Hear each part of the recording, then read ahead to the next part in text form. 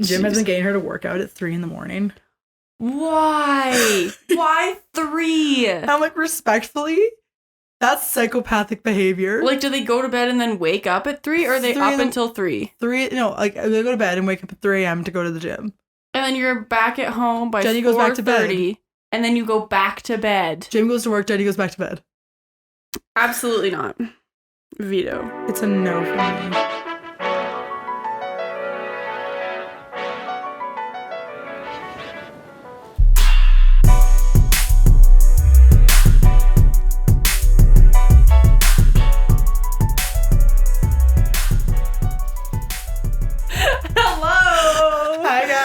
Welcome back to another episode of Sometimes Ciabatta Slaps. I'm Mak. I'm Jubes. And today our episode is all about neurotransmitters. Yes, we're kind of building off of our depression episode last week. Yeah. So it's just been a full staircase since March. Our planning was phenomenal because all of our episodes have like fed off of each other into like this giant science lecture. Yeah. Well, that's exactly it. I don't know if we're building a school curriculum or if we're actually being informative. If the proximity is like helpful for retention, or if it's just kind of like, okay, yeah, we get it. Yeah, we can only hear balance so many times before we're like, we get it. Yeah. You're fine, you're good. We get it. Happy Mental Health Month. Yes. Welcome to April Showers Bring May Flowers. You're flowering this month. I am. You're welcome. I'm the flower. You're my the flower. Birthday month. It's Michaela's birthday month. It's evolved from the day to the weekend and now to the month. Oh, 100%. Yes. I have to share my birthday month now, which is kind of dumb, but... I mean, technically I have to share too because it's Alexa. Oh, that's true. Yes. It's also Alexa's birthday. Yes. I think, tomorrow, when this episode comes out, tomorrow is Alexa's birthday. Mm-hmm. So happy early birthday, Alexa. Yes. We love you. Happy birthday to the Queen of Chaos. Yay. Everyone drop a comment or send her a message. Wish her a happy birthday. Yes. Because we love her. Yes. Yes. We do. Yes. And then we have Alexa coming up very shortly. Mm-hmm. We don't know what date yet, but she'll be on another episode. We're going to do another one with her. And then hopefully we're going to do a Hot Wings challenge. Yeah. So she's going to be asking us the questions. That'll be recorded this month. Mm-hmm. So that'll be fun. We've only gotten one question prompt so far, and we are starting off strong. So that is something you are not going to want to miss. We've reached a caliente question, so it's been... muy caliente. Yes. Oh my gosh. Okay. When we were talking about are we making a school curriculum? It reminded me that I was talking to Bryce's sister about, she runs the library program, like the summer reading program at the library at our hometown. Yeah. And so she was trying to plan ideas. I was like, well, if you wanted, I could come in and give a forensic talk. Yeah. Because I know a lot about that. And so then they're like, yeah, you should create this little forensic program where you go around to all the libraries and you have a little forensic presentation and then a whodunit thing where people try and solve it or whatever. This is what I'm telling you. When you're talking about, when you're getting all bummed out about not working in your field, I'm like, girl, I just you gotta can make organize your own. these chats and stuff like that. And you can... So I'm like, that would be kind of fun. So I'm kind of playing with the idea of how I would make that work. That's exciting. Right? Because then they're you could also go around to schools, but I feel a lot of the schools in our area already have forensic classes. It depends on where you are. Yeah, I feel if I did some of the smaller communities around here, that it would be a little bit different than if I did big city. If you're thinking high schools and stuff like that, but if you can make it elementary focus too. Yeah, because she's teaching grade 4s and she was doing a forensic unit. Yeah. In it. That happens in 6th grade as well, for sure. In the curriculum I used to use. Sorry. She's teaching grade 4s, but she has grade 6s one day for one block. So she's doing the forensic unit for that because she didn't know what to do. Yeah. Yeah. So I could get you to talking with some people if you want to figure out what you need to do to sort that out. Because, I would just have to I have all the information, right? You might as well try. It wouldn't take much to create a PowerPoint and then a whodunit. And I have papers of how to do a footprint lab kind of thing, which would be kind of fun. Yeah, you just gotta figure out what qualifications, if you need any, for to share that, to speak with people, or any kind of because I feel all I would really need criminal record check, security check. background check kind of prove I'm not like a pedophile or whatever. I think you should go for it. I think it'd be so sick. Right? It would be kind of fun. So I don't know if That's what I was telling you earlier, and you're like, absolutely not. You had your heart set on the one thing, and I was like, well, because I didn't know, right? Like, I didn't think of this as an option. Yeah. And so, like, you hear it from someone else, and you're like, oh. Mm-hmm. There was like, yeah, go around to like the summer reading programs and do like little things. So I'm like, do I make the PowerPoints and have everything ready first before I even pursue this? Or do I look into this even being a possibility before I do all the work for it? Possibility? Yeah. PowerPoints? Reaching out. Okay. Because that would be kind of fun. Well, because figure out what you need to like present in the first place. And then figure out what you're going to present. Yeah. And create like the sheets and whatnot you'd want to hand out for activities. Yeah. Because I'd have to make it like at the level that I learned it is going to be very different than the level that I would have to share it. Well, you're going to have to make it for kids. Yeah, and then I would have to make it so that, like, if there's, like, 11-year-olds and 6-year-olds or whatever at the thing, like, I need to make sure that it's understandable and engaging for both. Yeah. So. That's a fun little passion project. Yeah. So I love that for you. Mm-hmm. So that would be something. And if any of you guys have any ideas, please let me know. Yeah. But yeah. So I thought that might be kind of fun. That would be so good. Right? Because they pay, like, they had some people in. I think one girl was like $800 they paid to get her in. Yeah. And I was like, geez, I would do that for less. Well, yeah, you'd have to start off. Yeah, right? Like, it wouldn't be much. And it'd be like, what, an hour or two out of my day? Like, you could start with, like, kids and stuff, and then you could start bringing forensics to the West. Which would be kind of fun. Host seminars and talks and bring in professionals and... Yeah, and, like, talk about, like... whoever you can. Yeah. So that would be kind of fun. It'd be really fun. And I'm already doing all the research, so might as well utilize it. Yeah, right? Like, I was kind of like you with my schooling. I'm like, okay, what can we talk about SCS that I've learned about in my schooling? That I already know everything about. How can I drag Journey into researching what I'm learning? How can I make her just as passionate about this as me? I'm just using SCS as like a study buddy. Yeah, exactly. It's holding me accountable. Do I know what I'm talking about? Yes or no? I have to. Yeah. There's people depending on me. But yeah, that's my ketchup, I guess. Or my mustard. Yeah. This weekend, we're going to my friend's bachelorette party, and it'll be really fun. Yes. We have a little disco theme, so we have our wigs. Yes. I'm gonna, because I have a hair appointment tomorrow, and so I'm going to not tell my boyfriend what I'm gonna get done, and then I'm gonna come home with my wig because it's blue, and be like, look what I did! Oh, it's gonna be like, so funny. Journey, no. I wonder if he'll get him or if he'll just be like... I don't know. I feel like if I did it right, but I feel like I'd crack before. Yeah. Yeah. You almost like don't have to tell him that you got your hair done. You almost have to like wear it. I just have to like come home. Like, oh, what'd you do today? Oh, like I had a hair appointment. I got my hair done. Like you're just wearing the wig. And so that's like normal. Right? Just like it is what it is. And he'll be like, oh my God, I'm coloring my hair. I was like talk about I'm getting my hair dyed on Wednesday. Yeah, you should just come on and be casual. Yeah. See if he says anything. Oh, that'd be sick. And you can be like, got my hair done. Yeah. You don't like it? What the? Hey. I thought it was really fun. Like, you don't like my blue hair? It brought out my eyes. Yeah, my blue eyes. Your bright baby blues. Yeah. You don't even see me anymore. I dyed my hair bright blue and you didn't even notice. That's evil. Oh my gosh. Oh, I'm really excited though for this. Yeah. Bachelorette. I think it'll be a blast.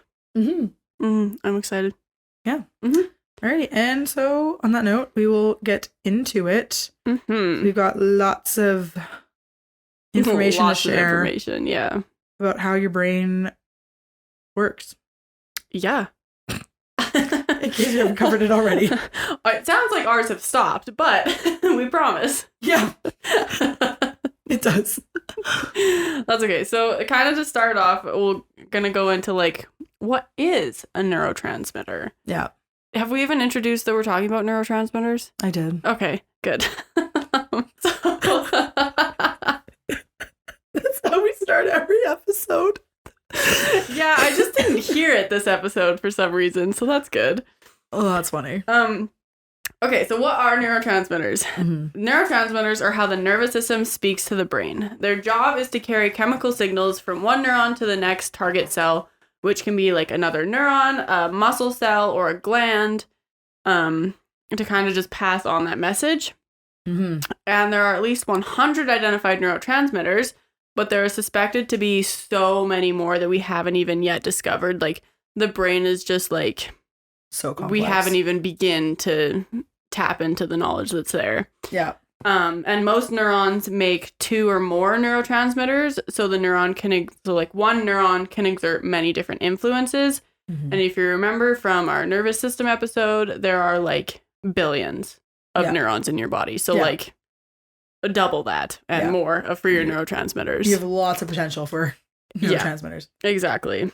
So how they're produced in a way, it's like there has to be a certain stimulation frequency in order for the neurotransmitter to be released from the neuron. Mm-hmm. This is the whole like similar idea to the whole sodium potassium pump. Mm-hmm. Yeah, there needs to be like an activation threshold kind of thing. Exactly. So the cell body of the neuron produces neurotransmitters, and the axon terminal releases the neurotransmitter into the synaptic cleft, where they then move along with the signal to the next neuron, where it then binds to the receptor of the target cell and passes along its message. So each neurotransmitter binds to a specific receptor on the target cell. You can think of a lock and key mechanism. Not every key fits in the lock, and same thing, like, so with every neurotransmitter, you has to go to the specific receptor lock site. Yeah. In order for it to be a thing. Yes. And so once the neurotransmitter is bound to the receptor, it'll trigger an electrical signal in another cell, a muscle contraction, or the release of a hormone in a cell gland. Yeah. So it's spouted off. It's in the membrane in between. If it goes to the wrong lock, it doesn't get absorbed. If it goes to the right lock, it's absorbed and then activated. Yeah. Joyous. Yeah. And then once they've delivered their message, they're removed from the synaptic cleft through 3 ways. They can either fade away or diffusion, or they're reabsorbed and reused by the nerve cell that it released it, reuptake, or they are broken down by enzymes with the synapse, so they can't be recognized or bind to the receptor, which is degradation. Yeah. And then we're going to go into a little bit of like the different types of neurotransmitters. Obviously, we're not going to go into all 100 neurotransmitters. We're going to hit the primary ones. Yeah, we're going to hit like the ones that most people have heard about. Yeah. And so neurotransmitters can be classified by their chemical structure and their function. And so both of our textbooks define them or classified them by chemical structure. So that's how we have them laid out here. So there's small molecule, which has 4 subgroups, and then there's large molecule, which has 1 subgroup. Mm-hmm. And Michaela has this really fun little diagram somewhere on here that I'm going to put over the video when we talk about each kind of thing. Yeah. So that you guys can have a little bit more of a visualize and we're not just wah, wah, wah. Yeah. So I'm not trying to make this a science lecture. Yeah. I'm trying to make... Literally, it's supposed to be fun and what's educational. going on in your brain. Literally. Yeah. Why do we think the way we think? Exactly. So the first one we're going to talk about is acetylcholine. It was the first identified neurotransmitter and it's the best understood. It works in both your central nervous system and your peripheral nervous system. Mm-hmm. And so its main job is to regulate your heart rate, your blood pressure, and your gut motility. And it also plays a role in muscle contractions, memory, motivation, sexual desire, sleep, and learning, which is awesome. For sleep, it initiates dreaming in REM, which is really interesting, especially with the whole dreaming world, how unknown it is right now. But to figure out that is in relation to it is fascinating. That's sweet. I would like to look into that, and especially in relation to nightmares and how those play a role. Definitely. So some precursors for acetylcholine are choline and coenzyme A. Choline-rich foods include egg yolks, raw cauliflower, dark leafy greens, raw endives, kimchi, cooked shrimp, fish eggs, lamb leg, cooked beef liver, and cooked turkey giblets. Oh, that's giblets. Give jib, tomato. Tomato, potato. No, can you say both though? What? Giblets? Probably. I've always just said it giblets because it sounds funny. It has to be a tomato thing then, hey? Probably. Giblets? It's probably like GIF and JIF. Yeah. Like. Yeah. Yeah. Regardless. Mm-hmm. I digress. And then when I say, cooked or raw, it's just because of the bioavailability of the specific nutrient we're talking about in Yeah. that. Cooking or raw provides different versions of nutrients. We talked about it with like spinach and like vitamin C or whatever. Well, yeah, for the iron in order to iron and vitamin C. That's Yeah. what it is. In order to absorb the iron, you need the vitamin C or yeah. And then when you cook spinach, it provides different nutrients than raw spinach. Yeah. So then coenzyme A is derived from pantothenic acid or vitamin B5, and that can be found in foods like sunflower seeds, cooked shiitake mushrooms, holy heck, spirulina, sun-dried tomato, wild salmon, beef and veal, cooked lobster, eggs, and avocado. Delicious. Mm-hmm. And then underactivity with acetylcholine has been linked to like contributing to Alzheimer's disease. Yeah, which is super interesting. Mm-hmm. So with these precursors or like the choline foods and stuff, would you eat those when you're like having issues like regulating your heart rate and your blood pressure if like you feel like you don't have enough acetylcholine kind of thing? Yeah, with that one, I feel like it's hard because acetylcholine does so much. Mm-hmm. But just like overall, to make sure you are getting the proper precursors for your neurotransmitters. Yeah. A rule of thumb is like your protein foods, because a lot of these are proteins. Yeah. Right? Or come from proteins. Choline, not specifically, but you think eggs. Yeah. Eggs have all of it. Yeah. Like almost every single one of these things I'm going to be saying today, eggs are an option. Eggs. Right. So just making sure you have something, especially if you feel like you're like sluggish or brain fog and you're just not firing properly and just all that. It just gives you like a little bit of a boost, kind of. It would take some more tests to figure out if you are choline deficient. Oh, okay. Which I don't know any self-tests for that as of this current moment of my knowledge and education. I don't know that. That's fair. Okay. Yeah, I just wanted to see because I wasn't sure if you should be eating those anyways, or if like there's specific times when you should be eating more of them, or if they're just important things to have always in your diet. Yeah, it just always, Okay. Just to make sure you have the balance and you have the availability for acetylcholine to do its job. Right. Okay, that makes sense. Yeah. So the next ones we have are the monoamine neurotransmitters. And so the first kind of subsection of that are the catecholamines. And so the first one we have is dopamine, and it plays a role in our reward system. So it helps us feel pleasure, heightens arousal and learning. It also helps with focus, concentration, memory, sleep, mood, and motivation. And many highly addictive drugs act directly on the dopamine system, which Michaela talks a little bit more about as well. Right here. So underactivity of dopamine has been associated with Parkinson's disease, overactivity with schizophrenia, and some street drugs that act on dopamine are cocaine and amphetamines. They stimulate the pleasure path, which contributes to addiction. Yeah. And cocaine and amphetamines are dopamine agonists, among other effects. So functional tolerance develops with chronic use. Wild. And in our description, I'm going to link this really fascinating site called Mouse Party, which is out of the 4 years of my education and university, this is my favorite thing, my favorite resource I've ever had. It's literally just like an interactive site where you can drag a mouse into the chair and it tells you what drug the mouse is on and how that's affecting their brain. Yeah, it has a really cute like animation where it shows you like the neurotransmitters being like released into the cleft, and then what happens like when the drug or whatever like binds to the receptor instead of that. It's super cool, actually. Yeah. So it shows like the lock and key and how drugs can mimic neurotransmitters and then affect, damage, reenact the lock and key mechanism. Yeah, it's really cool. Michaela was showing it to me before we started recording. I was like, that's fun. Yeah, so that will be linked in our description. So if you're interested in learning about neurotransmitters and specifically how drugs mimic or affect the brain, go check out Mouse Party. Yes. Okay, so then the next catecholamine that we have is norepinephrine. Increases blood pressure, heart rate, alertness, arousal, decision-making, attention, and focus. We also have epinephrine, which works with norepinephrine to stimulate your body's response by increasing your heart rate, breathing, blood pressure, blood sugar, and blood flow to your muscles. It also heightens your attention and focus to allow you to act or react to different stressors. And so for norepinephrine, the street drug for norepinephrine is MDMA.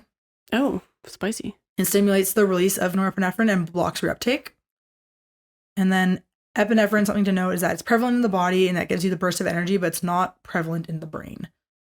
It's just in your body, norepinephrine? Mm-hmm. Oh, cool. Okay. Mm-hmm. I didn't know that. And then that's where the catecholamines, their precursor is tyrosine. So tyrosine foods include spirulina, Parmesan cheese, roast beef, wild salmon, chicken breast, pumpkin seeds, canned tuna, eggs, white beans, and cooked wild rice. Interesting.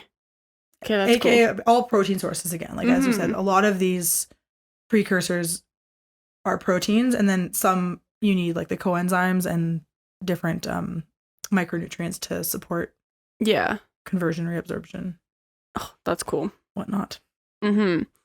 And so the next kind of like monoamine neurotransmitter we have are the indolamines. Mm-hmm. And so that is serotonin, which is an inhibitory transmitter that helps regulate mood, sleep patterns, sexuality, anxiety, appetite, and pain. Mm-hmm. And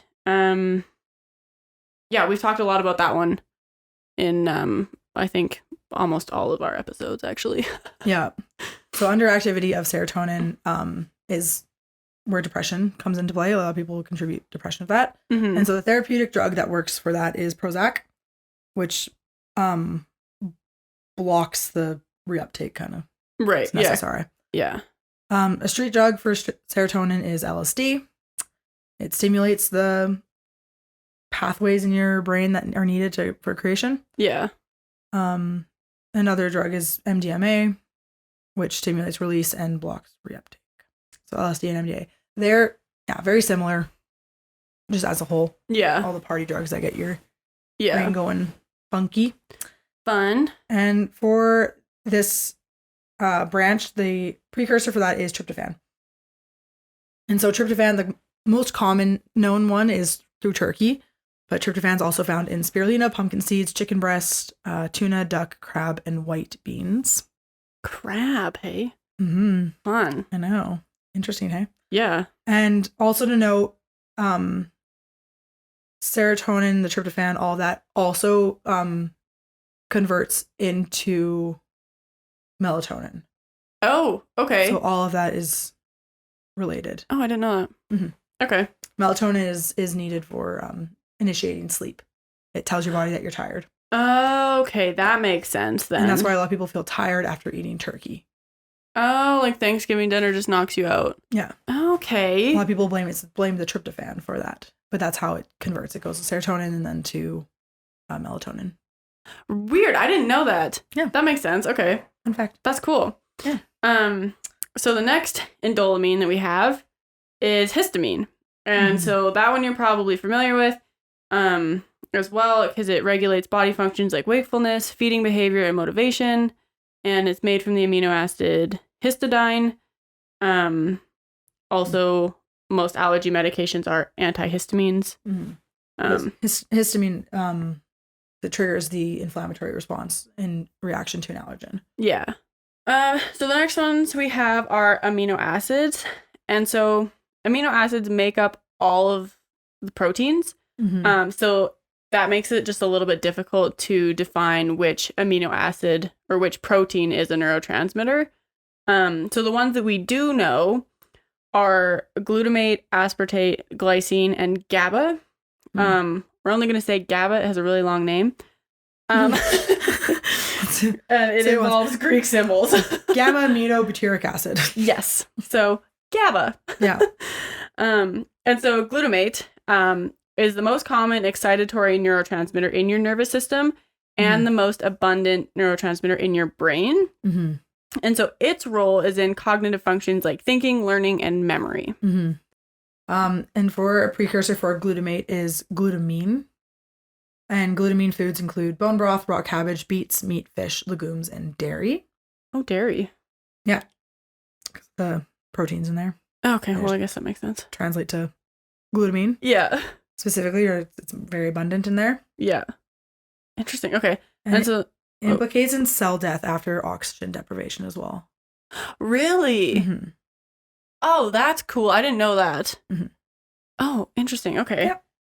So that's fun. It also Wow. Okay. It'll just eat you from the inside out. We love to see it. Mhm.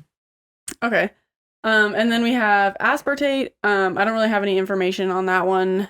It's just not aspartame, so we know that. Anything on there for my notes. Yeah, it just kind of came out of there, and I was like, well, cool. So then we have glycine, which is the most common inhibitory neurotransmitter in your spinal cord specifically. Interesting. Which I thought was kind of neat. Oh, aspartames increase the absorption of minerals that they are combined with to enhance athletic performance. Oh, cool. Okay. Some forms are used to reduce brain damage caused by cirrhosis of the liver. Oh, interesting. Okay, that's cool. Okay. Continue. All right. Yeah, so glycine is in your spinal cord. It controls hearing processing, pain transmission, and your metabolism, which is kind of fun. Mm-hmm. Something to note with glycine is that the synthesis is not known. Oh. And it's primarily inhibitory. It also controls your chloride channels, which regulate excitability of neurons. And wow, this word, I can't speak. That's okay. Strychnine is a glycine antagonist. Oh, is that strychnine? Strychnine. Yeah, strychnine. It's, is it nine though? Because it is. Anine. It's 9 because it's a poison. Oh, okay. There's a a property that we drive by to get to the nearest lake by our farm. Yeah. Well, like kind of. It's a ways away. But we were like driving by there and Dad was like, yeah, like they're going through like a divorce right now or whatever because he found out that she was poisoning him with strychnine. Oh my God. Yeah. It's like, and so I was like, I don't know how true this is, but I was like, that's wild. Because she was like putting a little bit in his food. And it was like, he was like going to the doctor because he's like, oh, like I don't feel very good. Like I don't know what's going on. So they did like blood tests and they found strychnine in his. So if it was an antagonist, then it would stop the excitability of neurons. So his neuron couldn't fire. Yeah. Oh my goodness. Yeah. It's like wild. People use it as a poison all the time. Interesting. Right? Well, avoid the strychnine and go to glycine. Yeah. Glycine foods can be found in like bone broth, bananas, beans, cabbage, kiwi, legumes, and spinach. Yeah. Yeah, only a small amount is needed to produce severe effects in people. So wild. Yeah, kind of. There's your true crime little tidbit there. Wild. Yeah, so every time we drive by there, I'm like, so, I know what you did. Yeah. Naughty. So, and then we have GABA. Mm-hmm. And so that's the most common inhibitory neurotransmitter in your nervous system, specifically in your brain. Mm-hmm. And so it regulates brain activity to prevent problems with anxiety, irritability, concentration, sleep, seizures, and depression. Mm-hmm. Underactivity contributes to epilepsy. Got there. Forgive me. I don't know what it is, especially in the past like 5 episodes. I think my speech has just been like the worst it's ever been. We've had such big words and then we're like thinking so fast and then our mouths just like cannot keep up with it. Yeah. We're like, I know what this is, but blah, blah, blah. Yeah. Exactly. So fun. So underactivity, epilepsy, and therapeutic drugs are essentially like what anxiety meds are. So typically things like Valium. Okay. For GABA, the precursor is primarily glucose and glutamate. Pyruvate can also be a precursor for GABA, though. Pyruvate can be found in red apples, red wine, vegetables, and beer, like the skins of the. Oh, interesting. Yeah. Is it something that would be found in like the red coloring of like the red grapes and the red apple? Yeah. Oh, interesting. That's cool beans. So I gotta eat the skins on stuff. Skins have lots of good. That sounds so bad. Your face included. I'm sorry. I was just like, yeah. No, but it is like the skins of fruits and veg especially have so many nutrients and we just peel them off. Like it's nothing. This is a food quirk. Do you eat kiwis with skin on or skin off? I've had it with skin on, yeah. Do you just, like, there's people I know who just literally, like, eat it all. Yeah, I've done that. Oh my gosh. That's so weird. I've done that. Depends sometimes though because it's a texture. Sometimes if I don't want the hairy texture, then it's whatever. But to me, it tastes no different than a peach. With the skin? Yeah. I guess that's a good like comparison. Because the peach tastes like hair all the time. Yeah. It just tastes like you're sucking on a dandelion with peach. Like that's what the hairs feel like. Weird. I don't think about the hairy peaches. It just, yeah. Oh, weird. Okay. That's going to change how I eat peaches. For sure. Also, I like apricots over peaches. Because apricots aren't hairy? Yeah. Oh, I've never had not a dried apricot. Okay. No, apricots, they're soft, but they're not fuzzy. You're not biting and you're not having like dandelion fluff in your mouth. Weird. Like you do the peach. Ooh, okay. We're going to do a taste tester. We're going to compare dandelions, kiwis, and peaches and apricots. But I definitely have just taken like a spoon in a kiwi and just like scooped out the middle before. That's usually how I eat it. Yeah. But then someone was like, yeah, you can eat it with like skin on. Yeah. And I was like, sometimes I'll do slices and like eat the skin like that. Oh, kind of like an orange? Yeah. But like, or like an apple slice? Yeah. Or I'll just bite it like an apple. Weird. Okay. So the next kind of section we have are neuropeptides. And so peptides are also strings of amino acids that have diverse functions. They're just like a different form of proteins, basically. So the first one I have is substance P, and so that's just a mediator of pain signals. The main one is endorphins, which all act as natural opiates, so they reduce your pain perception and cause the like feel good feelings. And so endorphins are often released with like laughter, exercise, essential oils, watching comedy, eating dark chocolate, exercising. I said that twice. They're really released when you exercise. Yeah. And sex. That's another one. Oh, okay, yeah. That's another good release of endorphins. Yeah. Your face. Oh, yeah. We took a break for supper and we just got down a thirst trap Instagram rabbit hole. That's what I wanted to talk about. Yeah. Russ has been going feral on TikTok. Released a new song. Goodness. It's just been like a thirst trap after thirst trap after thirst trap. Literally. So we're like eating our pitas and just like thirst trapping. And we're like, okay, great.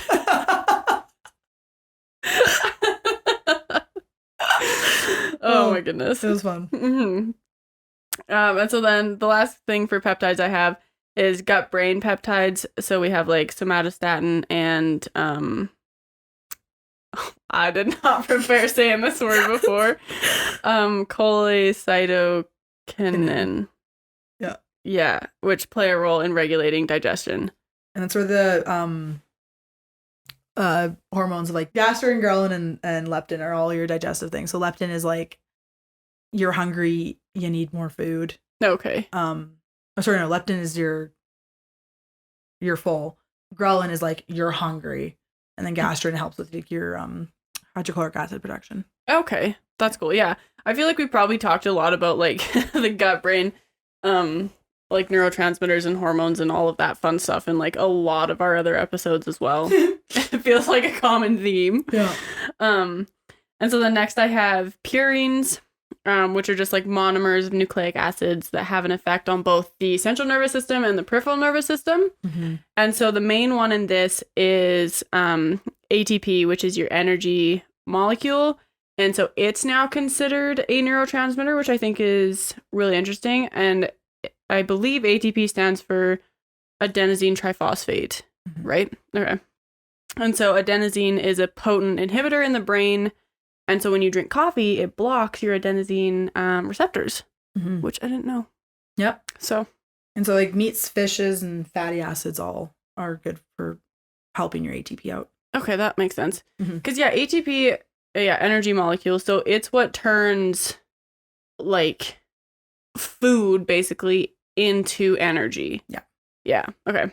Yeah. I can literally picture the like little diagram of how the ATP little cycle thing works in my head. Yeah. Hated it.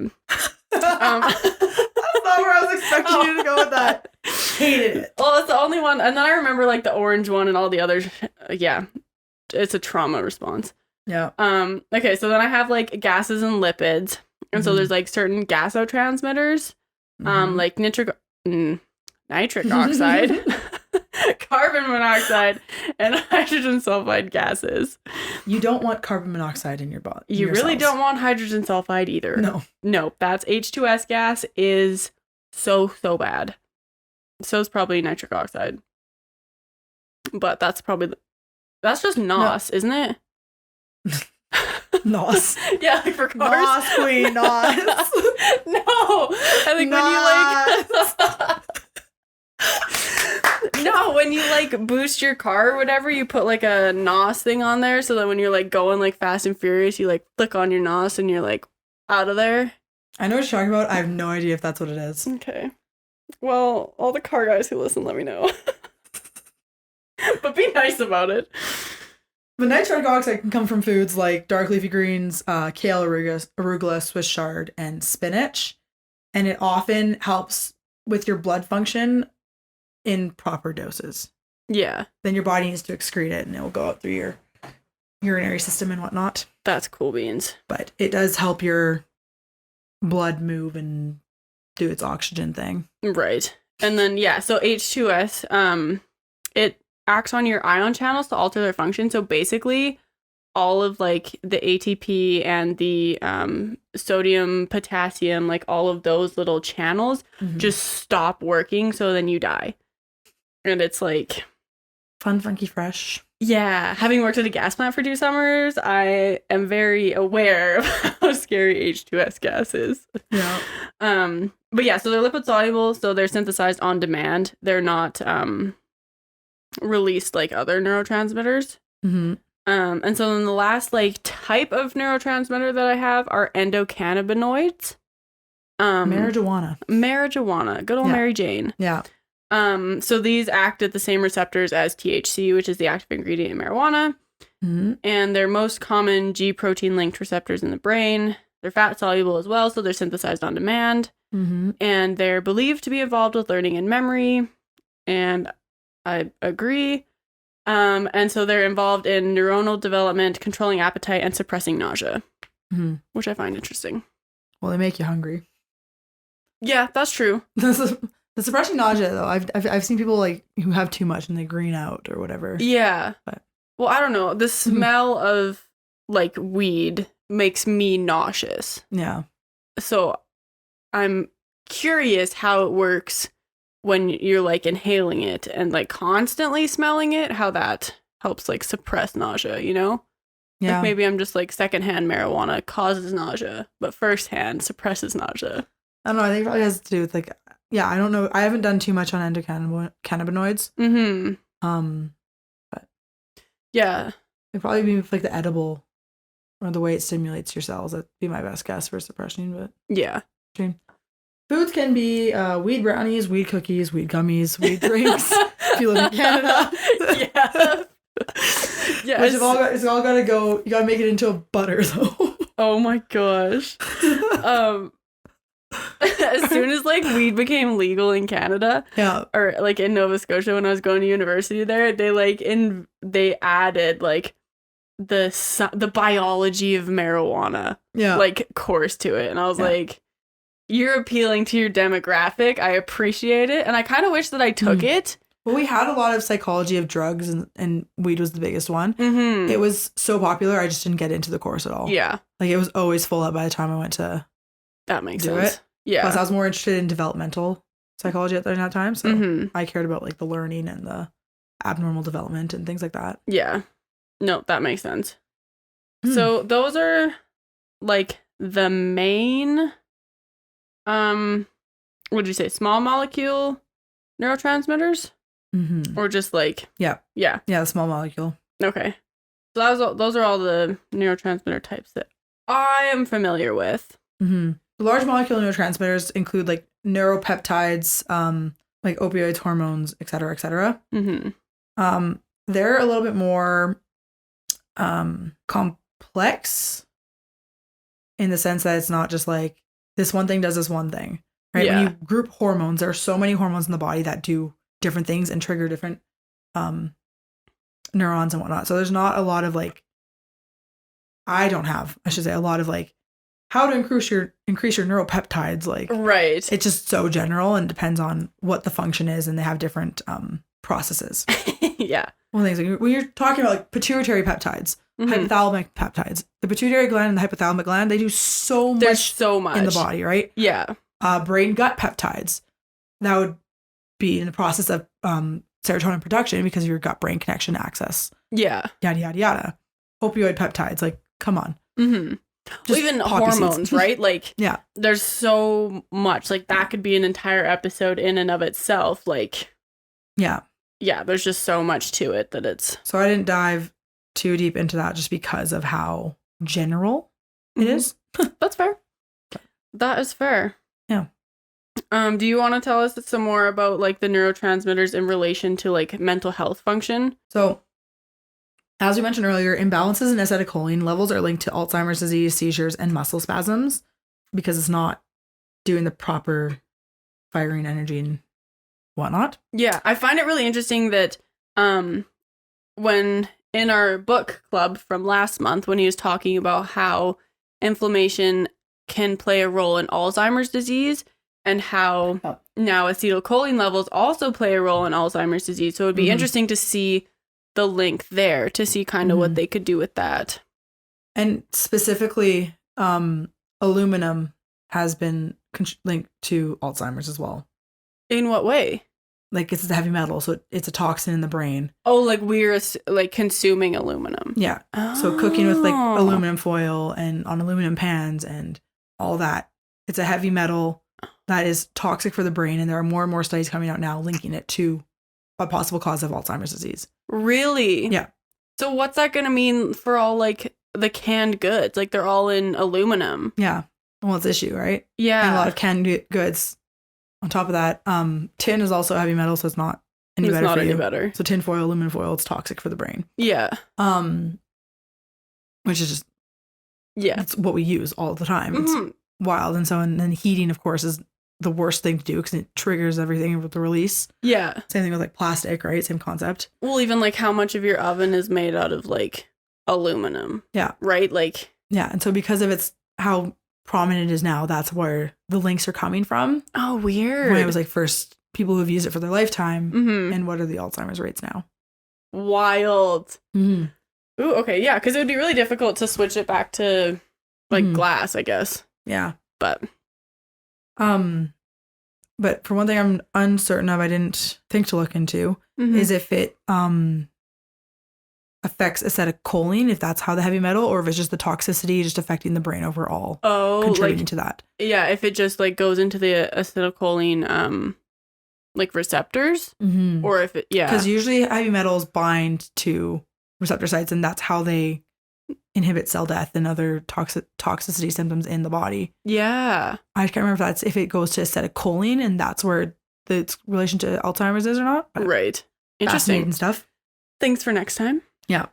So low levels of endorphins can play a role in fibromyalgia and some types of headaches. Too much epinephrine can lead to high blood pressure, diabetes, heart disease, and other health problems. The dysfunction of dopamine can result in Parkinson's, as I mentioned earlier, schizophrenia, as well as bipolar disease, restless leg syndrome, and ADHD. Histamine plays a role in asthma, bronchospasm, mucosal edema, and multiple sclerosis. Right, that word. Sclerosis. It always. Yeah. I say it and it's just like. Well, I find it really interesting that like with Parkinson's and like multiple. There it is. And multiple sclerosis, because that's MS, right? Yeah. Yeah. It's me. It's like. No, it's not. It's my initials. I know. But I don't know that you want to identify as multiple sclerosis. I have, ever since I was a kid, ever since I found it out. I'm like, wow, I'm a disease. Oh my goodness, they hold a walk for you every year. Great. Yeah, kind of a big deal. It's weird to me that those are like degenerative nerve diseases. Yeah. That are like controlled by neurotransmitters. It affects the myelin sheath. Oh, yeah, there it is. Over Parkinson's. Yeah. I feel like multiple sclerosis as well. Yeah. Oh my god, my brain. Yeah, so you're right. MS attacks the myelin sheath. Yeah. But it focuses on like the spinal cord. Yeah. The CNS. All right. I do know what I'm talking about. Yeah. Second guess myself every so often. Oh well. It's like the thing with the podcast is that I'm talking to a friend, but it's like a live quiz. It's like an in-person quiz all the time. Because I do this fun thing where like we go over the episodes and then I'm like, okay, yeah, that's good. And then we're like saying it and I'm like, wait, I have a question. Yeah. And I didn't think of this when we were prepping it. Yeah. So now I'm going to put you in the spotlight. Whatever, it makes us real-time relatable. Yeah, literally. We say in every episode, we're not professionals. We're just trying to learn about this shit and make it digestible. We're learning with you. Yeah. Yeah. For fun. Jeez. So serotonin imbalance is associated with seasonal affective disorder, anxiety, depression, fibromyalgia, and chronic pain. As Journey said earlier, we talk about serotonin the most. Yeah. And 90 to 95% of your serotonin is produced by your gut bacteria. So protect your gut. Yeah, dysbiosis, you don't want it. But I got it. Yeah. I got it. Yay me. I just did Journey's case study. She was one of my case studies. Yes. So we went over that today as well. But yeah. Big fun. Probiotics. Yep. They're your friends. I just got to protect my biome. My parking lot is full of bad vehicles. Yeah. We're all broken down. Yeah. You gotta fuel your good bacteria with some prebiotics as well, and they'll kick the ones out of the parking lot. Your face, you look so scared when you're saying that. You just look so sad and scared. That's funny. When you said fueling, it reminded me, I was gassing up my car the other day. Did you forget your wallet?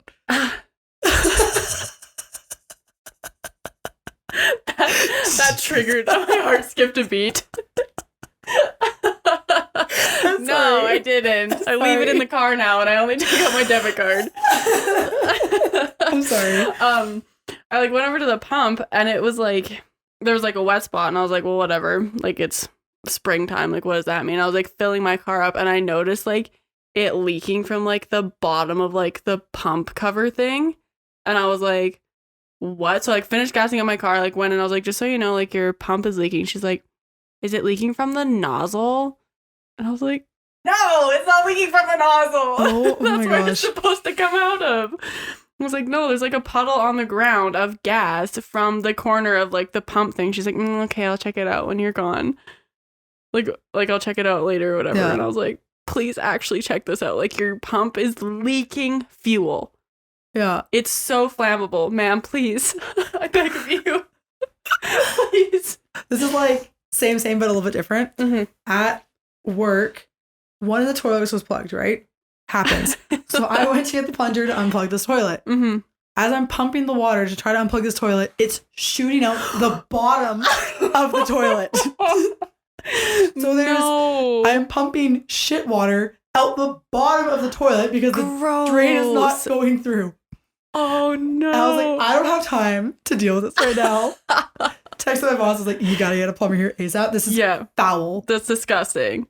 Foul. Yeah. Gross. Imagine plugging your toilet and then shoots out the bottom of the toilet. I'm just glad it was like the employee bathroom downstairs and it wasn't doing that like upstairs and then leaking down the walls. Yeah. Gross. Yeah. Oh. It was just like, I don't have time to deal with this right now. Not nice. Oh, all right. And then finally, in relation to mental health, imbalances in glutamate can be associated with Alzheimer's, dementia, Parkinson's disease, and seizures. AKA, you don't want any neurotransmitter imbalances in your brain because Alzheimer's is just like a big ol' it'll just get there. Move in. It's like, what's up? Something interesting from the book that I didn't mention was that we all get, when we grow old, we get the plaques and the tangles in our brain that are characteristic of Alzheimer's disease, but not everyone gets Alzheimer's. Yeah. Well, that's just general aging, but it's just a matter of how much the aging is affecting your cells as well. But it's like, why do only some people get Alzheimer's if we all get like the precursors for it? You know, like. Part of me is thinking it's genetic expression. That makes sense. You have certain genes and it affects it heavier. My grandma likes to think that only smart people get Alzheimer's, so she's okay. She'll never get it. Okay. I'm like, okay. It's typically the opposite. Yeah. Your brick wall so is it's going like, down. Yeah. So but you have to constantly using your brain. So it's not a matter of how like genius you are; it's how much you challenge your brain. That makes sense. So like, if we get the plaques and tangles, but people who are using their brain and still living life and like being active and doing things, that's not going to create the Alzheimer's of it. Yeah. But if you kind of like Because you're accept that you're old and kind of start like dying, basically. Yeah. No, the more you're using your brain, the more you're stimulating those nerve pathways and creating the grooves in your brain. Mm-hmm. You want grooves in your brain. It means it's been used many times, which means it can. And this is why this is good as like a study method, is talking it out. Yeah. Right. Yeah. So for me, it'd be like recall like what I've actually learned. Yeah. Almost 5 years ago now. Literally. Be like, no, I still know this stuff. Yeah. I'm reaffirming like that pathway, mm-hmm. which is going to make it stick. Right. And that's why like practice makes perfect is the whole thing. Okay. But as you age and say you get into retirement age, that's when you really want to be using your brain, because if not, then those neurons die, your brick walls start going down, and that's when dementia, Alzheimer's becomes very prevalent. Interesting. As we talked, like neuronal toxicity also contributes to those as well. Mm-hmm. So diet, lifestyle, the whole overall is good. Yeah. But there's actually a study that on geriatric patients that helped with brain health. Okay. And the activity that helped the most was playing ping pong. Oh, really? Because you're judging like distance, speed, and you also have your motor control. So you're using various parts of the brain. Other activities included like playing chess or going for walks and whatnot. But the best effects for the brain for this particular study was playing ping pong. Interesting. Because it's activating the brain in different parts. Yeah. And having it have to like communicate and work together to play the game in real time. I love that. That's cool. Mm-hmm. Okay. So yeah, everyone's invited to my brother's garage to play ping pong when they're old. Yeah. Well, it's like all throughout your life. It's just like constantly learning and constantly using your brains. The use it or lose it phrase. Yeah. Right? Yeah, no, that's very true. Yeah, because your brain is actively trying to forget. So if you're not forcing it to exercise, yeah, then it's going to actively forget, because your brain is constantly judging all the stimuli you receive in a day, right? Mm-hmm. And categorizing it as relevant or irrelevant. Yeah. And it still does that with old information. This is why recall can be hard sometimes, because if you haven't spoken about it, learned about it, it's been a minute. Yeah. That's why you have to like relearn.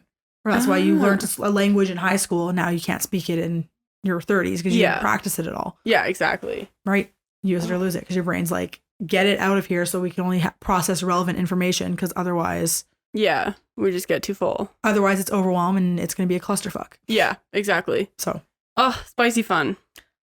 Okay. That's, in a different life, I would have... I almost did, actually. I almost did go into recreational therapy. Mm-hmm. I got accepted into the program and I wasn't excited. Yeah, that's and fair. I kind of took that as a... I don't need to go. This isn't the thing for me right now. If I'm not stoked to get into the program, then... Yeah, what's the difference between recreational therapy and occupational therapy? Occupational therapy is more so about how to get the person to like work within their environment. Oh, okay. Recreational is like playing games. Oh, okay. To get mobility. So, for example, if I did recreational therapy, I would have gone into retirement homes or whatnot and did things like chair yoga, or you see all those fun games where you have to like play like basketball and pass the ball to each other. That would have been me. I would have been organizing those type of... That's fun. Sports for geriatrics. We love that. But yeah. Whereas I loved working in a retirement home and I loved working with seniors, just something about the program, I was like, this isn't right. It's not your calling. Yeah. Yeah. My gut was just like, I didn't feel excited. And I kind of took that as a, maybe I shouldn't do this. Yeah, that's fair. But it's on the back burner. It was a recommendation from one of my grandma's guys who did IV therapies for her. Oh, okay. He was also a recreational therapist, and he's like, you'd be really good at that. Yeah. Oh, that's sick. Okay. I didn't know that was an option or even a thing, really. Mm-hmm. That's sick. But I'm choosing a career that's not a developed field, so nutritional psychology. Why choose the easy path when you can choose the hard path? Well, it's a matter of what's exciting, right? And that's ultimately, at the end of the day, like, I don't want to go through that schooling just to feel mediocre about my job. Exactly. Right? And do something that you don't like for the rest of your life. I'm like, yes, it's a cool concept, but if I'm not stoked about it, then why would you put yourself through it? If it doesn't give you joy, what's the point? Exactly. Amen. Louder for those in the back. If it doesn't give you joy, what's the point? We love to see it. We love to see it. Okay. Alrighty. And so, Jubes, what inhibits neurotransmitter production and function? So many things. Mostly medications. Medications can block the neurotransmitter from being received at its receptor site, but it can also stop it from being released from the original nerve cell. Sometimes these are on purpose, sometimes it's not on purpose. But some things that can cause a neurotransmitter to not work as it should include too much or not enough of one or more neurotransmitters are being produced or released. The receptor on the receiver cell isn't working properly, so it can't actually bind with it and then signal whatever message it's bringing. Or they get reabsorbed too quickly when they're in the synaptic cleft. Or the cell receptors aren't taking up enough of the neurotransmitter due to an inflammation and damage in the synaptic cleft, which that one's kind of interesting. Mm-hmm. Or there are enzymes that limit the number of neurotransmitters from reaching their target cell because they're being degraded too quickly within the synaptic cleft as well. Yeah. And so, as I'm sure you've probably guessed, when neurotransmitters don't function as they should, that's when disease happens. Mm-hmm. So, like we've said many times, not enough acetylcholine can make you lose your memory, as seen as Alzheimer's. Mm-hmm. Too much serotonin has been linked with the autism spectrum disorder, Mm-hmm. which is very interesting. An increase in glutamate or decrease in GABA can result in seizures. Mm-hmm. And then too much norepinephrine and dopamine and abnormal glutamate transmission can contribute to mania, Mm-hmm. which is spicy fun. So spicy fun. So take care of your brain and your neurotransmitters and eat these good foods so that you are giving your brain the best option. Yeah. So. And it can come from simple things, right? So dopamine, it's a reward chemical. So it can come from completing a task, doing self-care activities, eating food, celebrating little wins. Mm-hmm. Oxytocin is a love hormone. We didn't really talk about it, but it helps bind social relations mostly. Yeah. It makes you feel attached to people. So things like playing with a dog, playing with a baby, holding hands, hugging your family, giving compliments all stimulate oxytocin. Serotonin, as we've described 100 times before, is a mood stabilizer. So meditating, running, sun exposure, walking in nature, swimming and cycling all contribute to serotonin production. And yeah, we already touched on endorphins. Yeah. That's pretty much all we have for neurotransmitters. It's such a neurotransmitters 101. There's so much more that we could dive into, but yeah. Because I'm not an expert. Yeah. Because we don't have specific training in neurotransmitters and we don't want to keep you guys here for hours and hours and hours and hours. Yeah. This is kind of like Sparks Notes. Yeah. Of neurotransmitters. Biopsych 230. Yeah, literally. Touching on and just like the what you gotta know, the baseline. Yeah. But our segment today, we're Very going to fun. do a Mad Lib. Just for fun, you know? Yes. For funsies. Just for funsies, because use it or lose it, right? I need to know my nerves. My nerves. My verbs and nouns. I actually don't know what a verb is, so that's good for me. A verb? Yeah. It's an activity. Okay, that makes sense. I've never retained it. Interesting. I've been told it so many times. My retention of verb and adverb adverb is a describing verb. An adjective is describing a noun. So what? Right? Describing a verb. So describing an activity like running fast. So fast would be an adverb? Yes. Because wouldn't it also be an adjective? Because it's like the descriptor? I don't know. This segment's really going to show you how much I don't know. Yeah, just modifies, describes the verb. So it sings loudly. So yeah, it would be. Okay. Very tall. And then adjective describes the noun. So like tall boy. Pretty girl. Yeah. Okay. So the one we're choosing is called coffee houses. So we have no idea what it's going to be like. Mm-hmm. And if we don't know what word to pick, they have like a random button so that they will choose the word for us. Okay, no, but we're going to go back and forth. So it'll be simple. Oh, yeah. So a noun. Do you want to start or do you want me to start? You start. Journey. Oh, dear. Okay. And then I get another noun. Michaela. Adjective. Spicy. Ooh, spicy. Adjective. Descriptor. Mm-hmm. Pretty. Because you said that already. My brain shut off. Okay, so another noun. Another noun. Mm-hmm. Simon.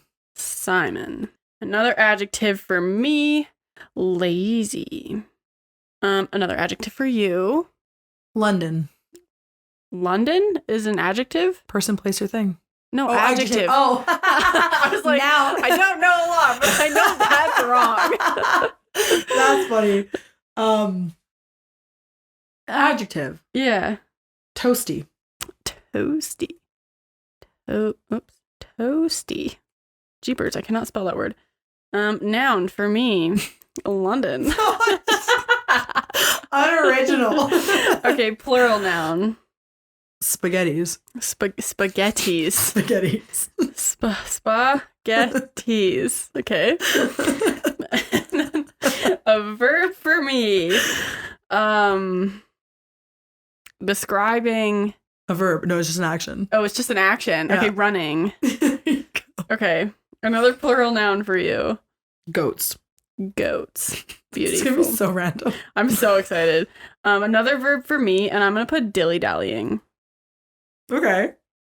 Because that's fun. Yeah. Another plural noun for you. Hey, they. Books.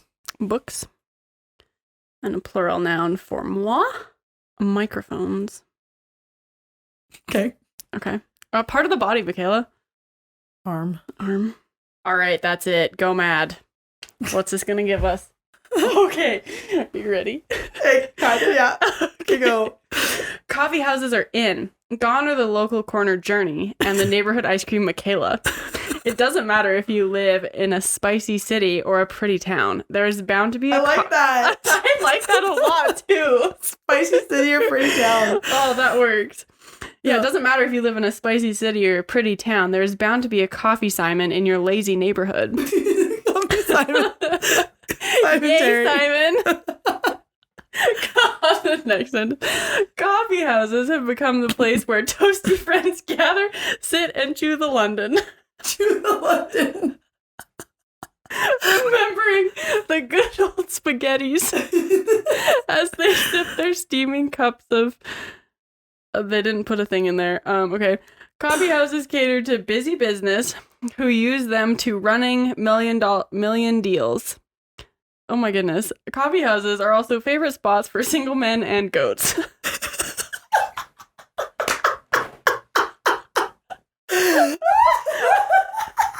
Oh my gosh. Single men and goats. Oh my gosh. Who love to linger over their mugs of coffee as they watch the attractive go by, hoping to catch his or her and maybe even dilly-dallying a date. Most evenings, coffee houses are filled by young lovers drinking out of each other's books as they whisper sweet microphones in each other's arms.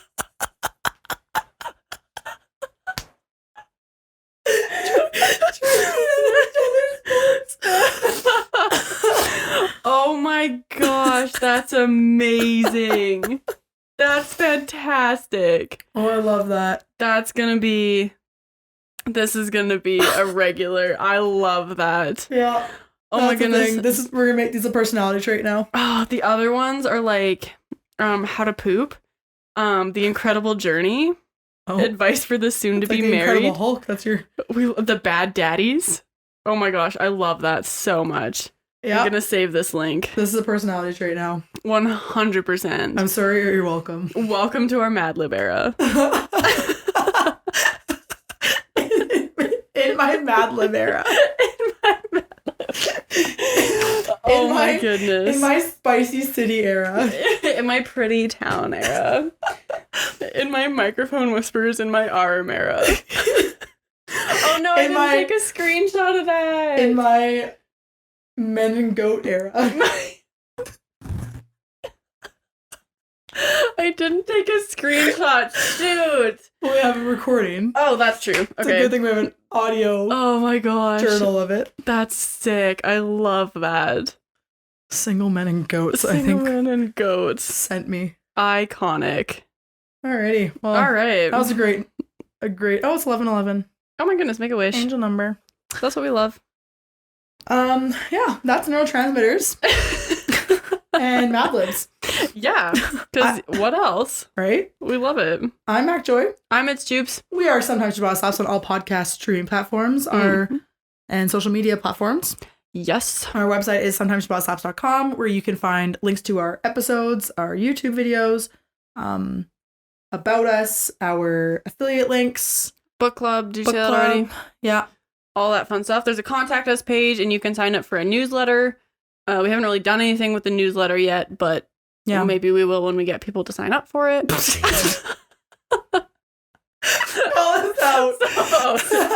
So that's on you guys. It's not our fault you haven't signed up for the newsletter. Yeah. It's your fault. No, eventually that'll become irrelevant, but that's just not a relevant thing right now for us. Mm-hmm. Because our plates are overfulling. Yep. Are overfulling. And on that note, we'll see you guys next week. Ta-ta for now. Bye.